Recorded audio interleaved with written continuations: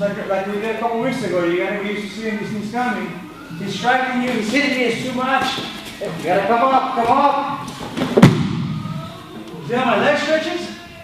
And I'm short. You guys are real tall. You can do it a mile away. Okay? Any questions? Everybody's saying how it loops. And I'm hiding it. But if you're afraid of it, if he's hitting you too much, just hide your head a little bit. Keep driving. He's going to naturally be hips away. And he should anyway. If his hips are real close to you, then you can just body lock him.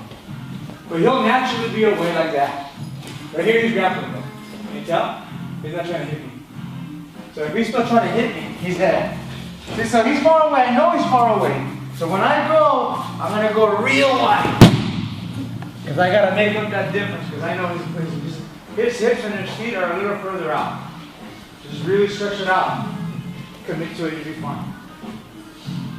If he's striking, if he's grappling with me, then he'll be pretty far away. It might be a little harder here. I can still do it if I can. Right here I got it. Right here, because I know I can reach that way.